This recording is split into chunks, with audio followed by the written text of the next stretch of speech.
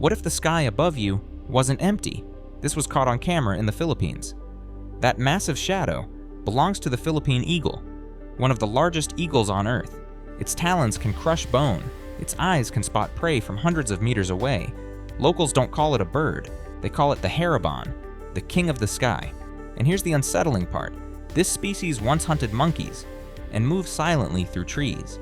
So ask yourself this: if something this powerful still exists, how much of nature do we truly control? Some facts don't need exaggeration. They're already terrifying. If this changed how you see the sky, stay with MindKlick. We bring unsettling realities like this every single day.